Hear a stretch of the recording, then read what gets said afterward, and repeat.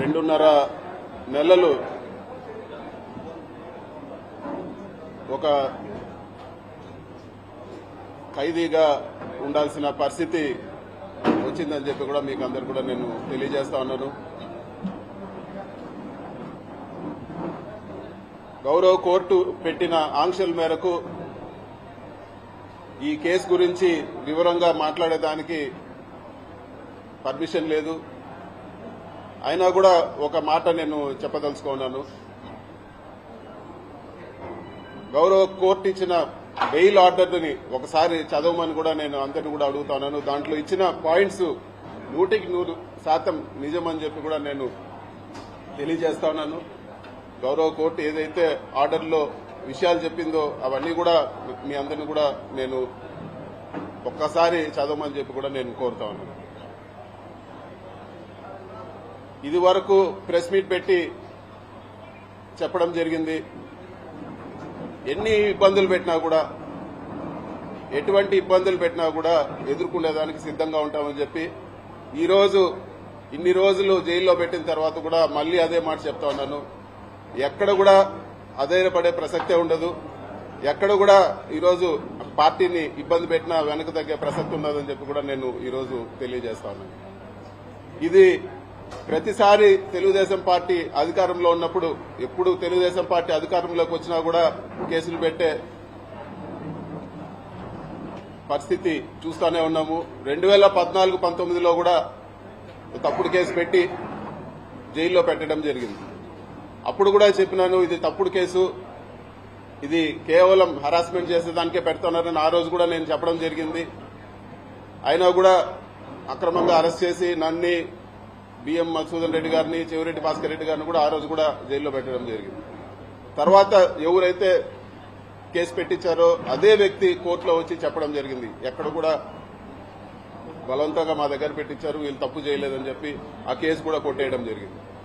అంతేకాదు, అంతకుముందు తెలుగుదేశం అధికారంలో ఉన్నప్పుడు కూడా నేను ఇంజనీరింగ్ కాలేజ్లో చదివేటప్పుడు కూడా నా జీవితంలో మొట్టమొదటి కేసు పెట్టింది తెలుగుదేశం ప్రభుత్వం. తెలుగుదేశం ప్రభుత్వం ఎప్పుడున్నా కూడా ఇటువంటి హరాస్మెంట్ చూస్తూనే ఉన్నాము. ముఖ్యంగా ఈ జైల్లో ఉన్నన్ని రోజులు కూడా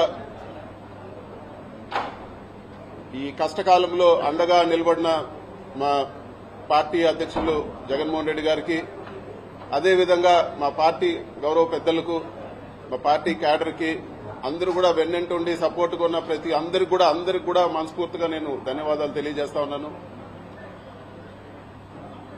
ఈ కేసు పెట్టి సాధించింది ఏమీ లేదు, ఒక పైశాచిక ఆనందం పొందడం తప్పితే, అదేవిధంగా మా తల్లిదండ్రుల్ని మానసికంగా వేధించడం ఒకటి సాధించినారు తప్పితే ఈ కేసు వల్ల సాధించింది ఏమీ లేదు. కోర్టు నుంచి వెసులుబాటు పొందిన తర్వాత కేసు వివరాలన్నీ కూడా వివరంగా మరొకసారి నేను మాట్లాడతానని చెప్పి కూడా మీకు అందరు కూడా తెలియజేస్తా ఉన్నాను. చివరిగా చెప్పేది ఏమంటే, మీరు కేసులు పెట్టినా లేకపోతే ఇంకోటి పెట్టినా మేము వెనక్కు తగ్గే ప్రసక్తే లేదు. ఖచ్చితంగా గట్టిగా ఇంకా రెట్టింపు ఉత్సాహంతో పోరాడతామని చెప్పి కూడా నేను తెలియజేస్తా ఉన్నాను. ఎక్కడ కూడా వైఎస్ఆర్ పార్టీ క్యాడర్ కానీ లేకపోతే నాయకులు కానీ ఎక్కడ కూడా ఆధారపడే పరిస్థితి ఉండదని చెప్పి కూడా నేను తెలియజేస్తా ఉన్నాను. ఇవన్నీ కూడా ప్రజలు గమనిస్తా ఉన్నారు.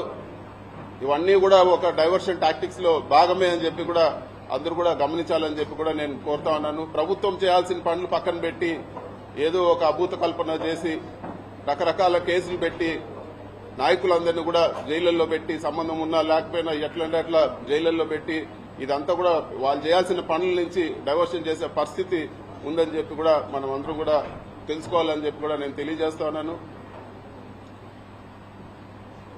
ఈ మొత్తం ఎపిసోడ్లో అండగా నిలబడిన ప్రతి ఒక్కరికి కూడా నేను మనస్ఫూర్తిగా అందరు కూడా పేరు పేరున ధన్యవాదాలు తెలుపుకుంటాను. అందరు కూడా నమస్కారం.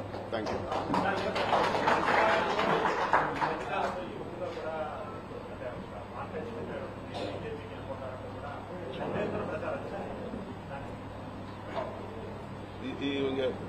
దానికి అర్థమే లేదు. ఇవన్నీ కూడా కట్టుకథలు. తెలుగుదేశం నాయకులు కావాలని బురద కొట్టే పని కానీ దీనికి నేను సంజాయిషి ఇచ్చినా కూడా అర్థమే లేదు.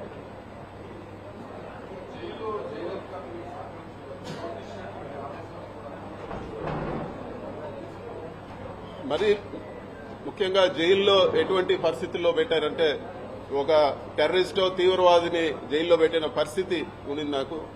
నేను ఉన్నన్ని రోజులు కూడా ఒక పూర్తి బ్లాక్ లో వేరే ఒక మనిషితో మాట్లాడే పరిస్థితి ఉండదు.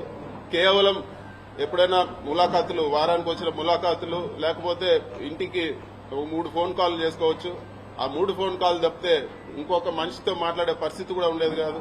మొత్తం సీసీ కెమెరా నిఘా, ఎవరు చూస్తా ఉన్నారో ఆ సీసీ కెమెరాల్లో తెలియదు. విజయవాడలో కూడా ఆ సీసీ కెమెరాలో చూడగలుగుతారని చెప్పేవాళ్ళు. అధికారులు కూడా నాతో మాట్లాడేదానికి భయపడేవాళ్ళు. అసలు ఎవరు కూడా దగ్గరకు వచ్చే పరిస్థితి లేదు. ఒక దారుణమైన పరిస్థితిలో జైల్లో పెట్టడం జరిగింది. ఒక ఏదో టెర్రరిస్ట్ పక్కన వాళ్ళతో మాట్లాడితే ఏదన్నా ఇబ్బంది వస్తుందనే పరిస్థితులు అక్కడ కల్పించడం జరిగింది. కానీ ఇవన్నీ కూడా ధైర్యంగా ఎదుర్కోవాలని డిసైడ్ అయినాం కాబట్టి ఇవన్నీ కూడా ఏకోసారి కూడా పట్టించుకున్న పరిస్థితి లేదు.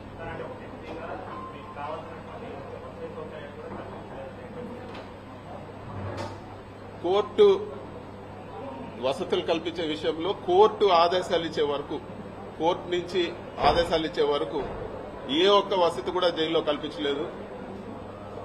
వాళ్లకు చూస్తానే నాకు అర్థమయ్యేది, జైలు అధికారులకు విపరీతమైన ప్రెజర్ ఉన్నది. వాళ్ళు ఏ ఒక్క వసతి కూడా కోర్టు నుంచి ఆదేశాలు రాకుండా ఏ ఒక్కటి కూడా కల్పించలేదు. ఇవ్వాల్సిన బేసిక్ రిక్వైర్మెంట్ కూడా అవన్నీ కూడా వచ్చిన ఫస్ట్ కోర్టు ఆర్డర్ వచ్చే వారం 10 రోజుల వరకు అస్సలు ఏ ఒక్క సహకారం కూడా లేదు. ఇవ్వాల్సిన ఫెసిలిటీస్ కూడా, మిగతా ఖైదీలకు ఇచ్చే ఫెసిలిటీస్ కూడా నాకు ఇవ్వలేదు.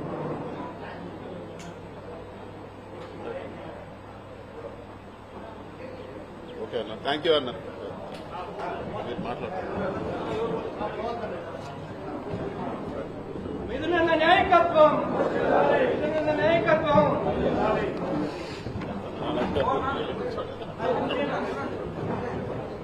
సార్